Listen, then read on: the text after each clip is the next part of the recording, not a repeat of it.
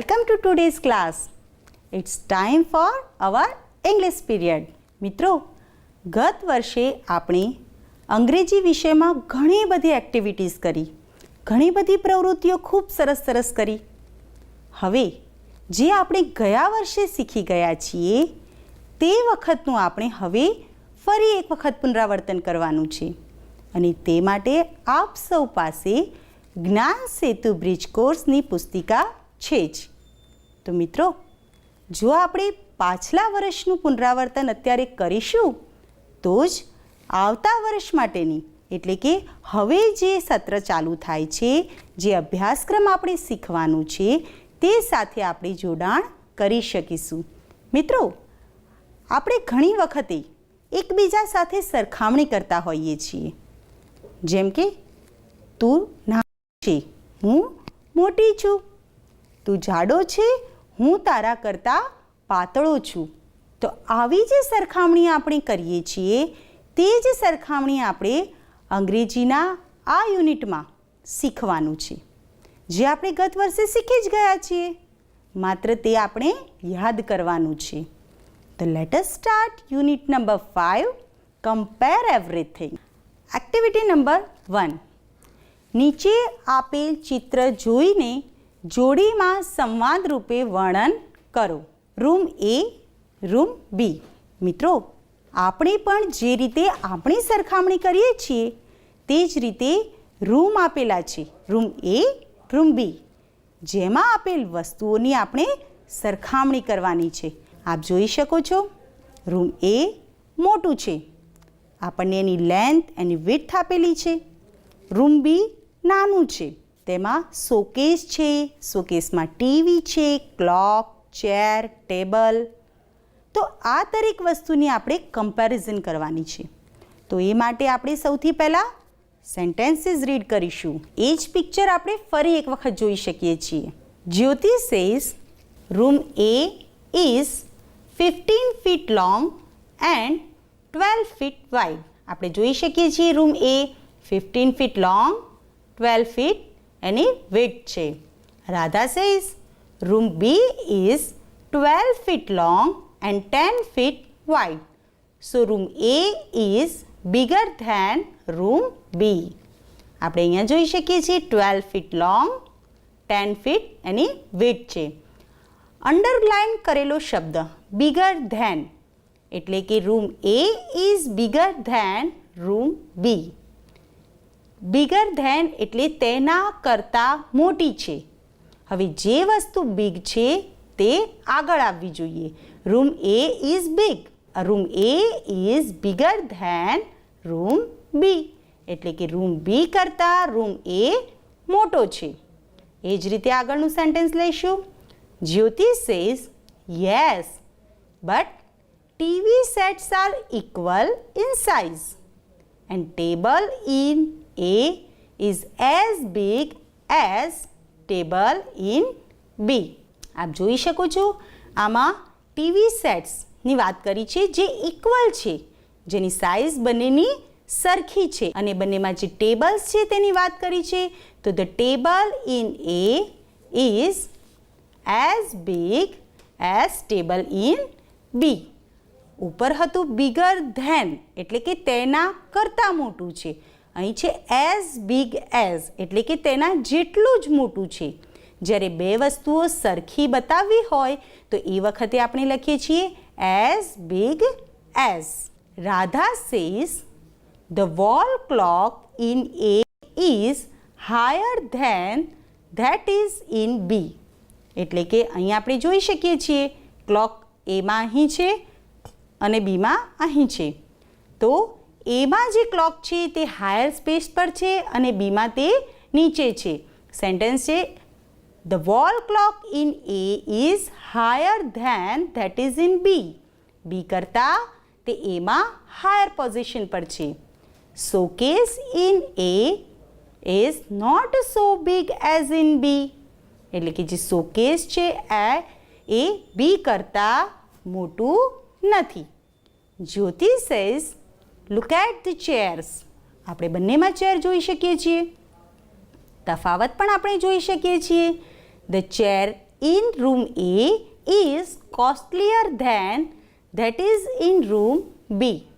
એટલે કે એમાં જે ચેર છે જે બી કરતાં કોસ્ટલીયર જણાય છે એ આપણે જોઈને નક્કી કરી શકીએ કે એમાં જે ચેર છે તે કોસ્ટલી છે. Radha says the feng shui is shorter than the statue of god. અહીંયા ફેંગ શુઈ છે અને અહીં જે છે મૂર્તિ તે સ્ટેચ્યુ ઓફ ગોડ, તો તે તેના કરતાં શોર્ટર છે. એટલે જ્યારે કોઈ વસ્તુ બીજી વસ્તુ કરતાં નાની છે, મોટી છે, તે દર્શાવવા માટે આપણે કમ્પેરિઝન ડિગ્રીનો યુઝ કરીએ છીએ. તો આ રીતે આપણે આ પેરેગ્રાફને રીડ કર્યું. હવે આપણે અહીં એક એક્ટિવિટી કરીશું, right true or false. First, room A is smaller than room B. True or false? Yes, you all are no. False. Room A મોટો હતો, રૂમ B નાનો હતો. Second, TV sets are different in size.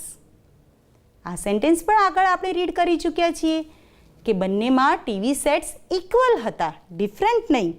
તો this sentence is false. Third, table in A is as big as table in B. આ sentence પણ આપણે read કર્યું હતું કે A અને Bમાં ટેબલ સરખા. તો the answer is true. Fourth, the wall clock is hanging higher than that is in B. એટલે કે વોલ ક્લોક એ આમાં રૂમ A લખવાનું રહી ગયું છે પ્રિન્ટિંગ મિસ્ટેકના કારણે, પણ બીમાં જે ક્લોક છે તે A કરતાં હાયર સ્પેસ પર છે.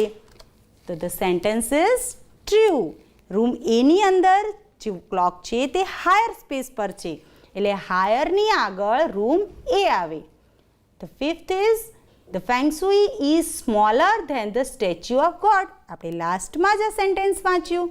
The answer is true. જોઈને મિત્રો, સરખામણી કરવાની કેવી મજા આવે છે. હવે જ્યારે બે મિત્રો ભેગા થાય ત્યારે કેવી સરખામણી કરે? તું નાનો, હું મોટો. તું જાડો છે, હું પાતળો છું. તું ગોરો છે, હું શ્યામ છું. તો આ રીતે આપણે એકબીજા સાથે કમ્પેરિઝન કરતા હોઈએ છીએ. તો આવી કમ્પેરિઝન કરવાની આગળની એક્ટિવિટી આપણે શરૂ કરીશું. એક્ટિવિટી નંબર 2, પૂજા અને પંકજ પોતાના વજન, ઊંચાઈ વગેરે માપે અને પોતાની રીતે નોંધે છે. અહીં બોક્સમાં આપણને પૂજા અને પંકજની માહિતી આપી છે, જેમ કે તેમનું weight 20 kg, 25 kg.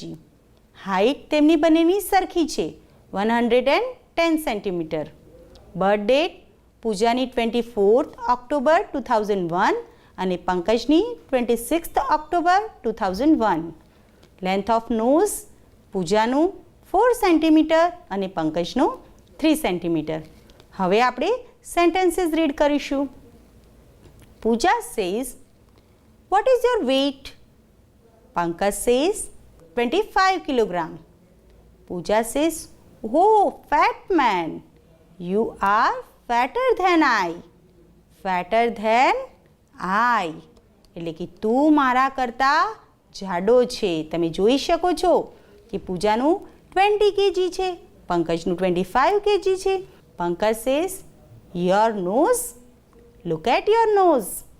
It is longer than my nose. Longer than. પૂજાએ જ્યારે પંકજને જાડો કહ્યો એટલે પંકજ કહે છે તારું નોઝ જો, look at your nose, it is longer than my nose. મારા કરતાં લાંબુ છે. Pooja says, don't talk with me in this way, you are younger than I. તું મારા કરતાં નાનો છે. યંગર એટલે નાનો, તું મારા કરતાં નાનો છે, મારી સાથે આવી રીતે વાત ના કરીશ. Pankaj says, what's your birthday? Pooja says 24th October. Pankaj says, let me see, my birthday is 26th October, 2 days. પૂજાની 24th ઓક્ટોબર, પંકજની 26th ઓક્ટોબર, એટલે કે 2 દિવસનો ફરક છે. And you say that you are older than I. ઉપર હતું younger than I અને નીચે older than. યંગર ધેન એટલે તેના કરતાં નાનો અને ઓલ્ડર ધેન એટલે તેના કરતાં મોટો. Pooja says sorry but look at the height. Oh you are as tall as I. અહીંયા પણ કમ્પેરિઝન કર્યું છે as tall as I. Tall એટલે ઊંચો. આપણે બંને સરખા જ છીએ. તું પણ મારા જેટલો જ ઊંચો છે. Pankaj says happy. Pooja says you happy. તો હવે આપણે જોઈશું ઉપર આપેલ બોક્સના આધારે આપણે નીચેના પ્રશ્નોના જવાબ આપવાના છે.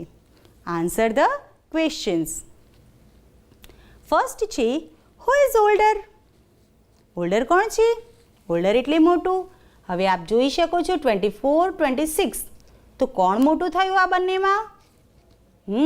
બધાને ખબર છે Pooja.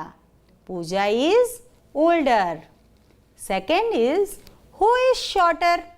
Pooja is as short as Pankaj. અથવા આપણે એમ પણ લખી શકીએ કે Pooja is as tall as Pankaj. એટલે કે પૂજા અને પંકજ બંનેની હાઇટ સરખી જ છે.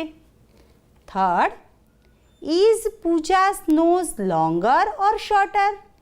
હવે એના માટે આપણે લેન્થ ઓફ નોઝ જોવું પડશે કે પૂજાનું નોઝ લોંગર છે કે શોર્ટર. તો પૂજાનું 4 સેન્ટીમીટર અને પંકજનું 3 સેન્ટીમીટર. તો અહીં આન્સર શું આવશે? Pooja's nose is longer. Fourth, who is heavier. હવે હેવી કોણ છે જોવા માટે આપણે વેઇટ જોવું પડશે.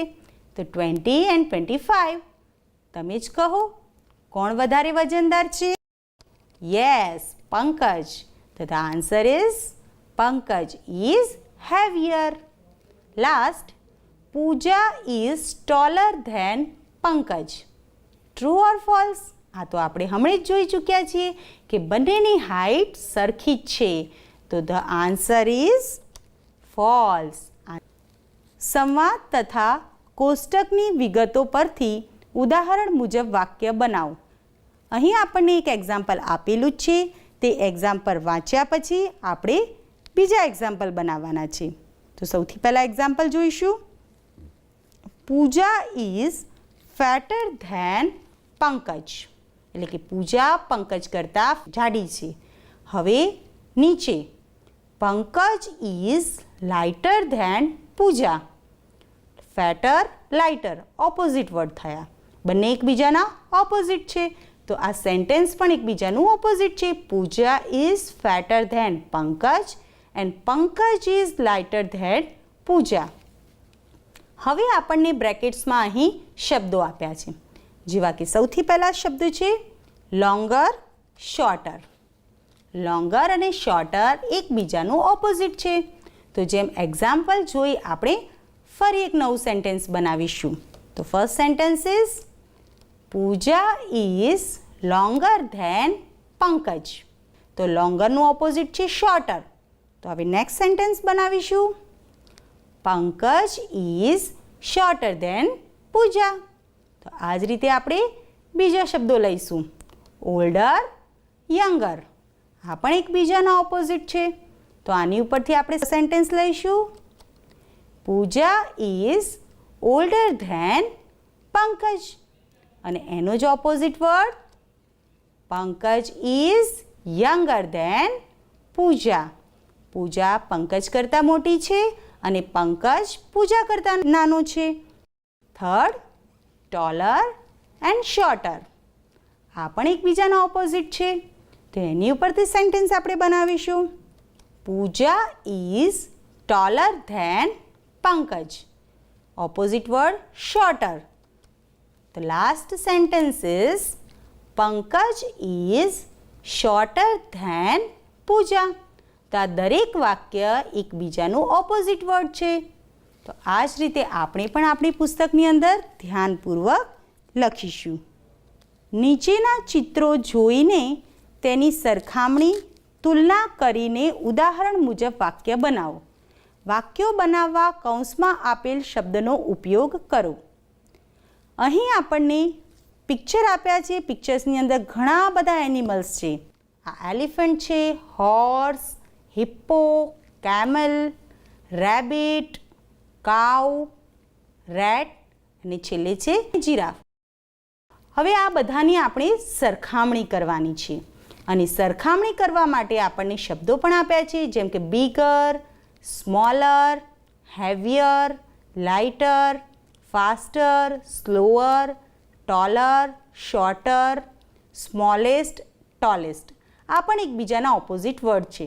હવે આ જ એનિમલ્સના નામ લઈ આપણે આ જ શબ્દોનો ઉપયોગ કરી કમ્પેરિઝન સેન્ટેન્સ બનાવવાના છે. તો એક્ઝામ્પલ આપણને આપેલું છે, the elephant is bigger than hippo. Elephant, hippo, આ બંનેનું કમ્પેરિઝન કર્યું છે.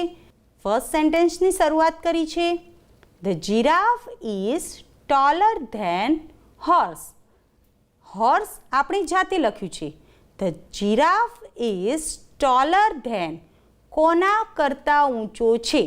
તો આપણે તેમાં તેનાથી નાના ગમે તે એનિમલનું નામ લખી શકીએ છીએ. તો અહીં લખ્યું છે હોર્સ. એ જ રીતે આપણે બીજા સેન્ટેન્સ બનાવીશું, જેમ કે મેં સેન્ટેન્સ બનાવેલું છે અહીં, the rat is smaller than rabbit. Third sentence બનાવ્યું છે, the horse is faster than elephant and the horse is faster than an elephant. Fourth sentence બનાવેલ છે, the elephant is heavier than cow. એ જ રીતે fifth sentence, the giraffe is lighter than camel. Camel અને giraffe બંનેનું comparison કરીએ તો giraffe lighter છે અને કેમલ છે તે હેવી છે. એ જ રીતે sixth, the cow is slower than horse. Horse is faster than cow and cow is slower than horse. Seventh sentence, the rat is smallest animal in all. બધા જ સ્મોલેસ્ટ, આપણને અહીં સ્મોલેસ્ટ અને ટોલેસ્ટ. સ્મોલેસ્ટ એટલે સૌથી નાનું અને tallest એટલે સૌથી ઊંચું. તો આની અંદર કમ્પેરિઝન માટે બધામાં સૌથી નાનું. તો the rat is smallest animal in all. અને કેમલની સેન્ટેન્સ બનાવેલ છે, the camel is tallest animal in all. એટલે કે બધામાં, દરેક એનિમલમાં કેમલ એ સૌથી ટોલેસ્ટ એનિમલ છે. એક્ટિવિટી નંબર 3, પ્રાણીઓ વિશેની માહિતી ગ્રાફ સ્વરૂપે રજૂ કરી છે. તે વાંચો અને તેના પરથી પ્રશ્નના જવાબ લખો. મિત્રો, આપણે આ રીતનો ગ્રાફ ન્યૂઝમાં જોઈએ છીએ. ઘણી વખતે રાજ્યોની, દેશની કમ્પેરિઝન કરવા માટે આવા ગ્રાફ મૂકેલા હોય છે. એવા જ ગ્રાફની અહીં આપણે એનું પુનરાવર્તન કરવાનું છે.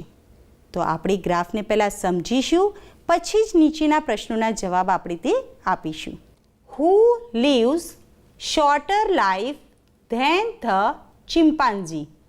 તો આના માટે આપણે સૌથી પહેલાં dog, cow, swan, tortoise, goat, elephant, horse, rabbit, whale, man, sheep અને છેલ્લે આ છે ચિમ્પાન્ઝી.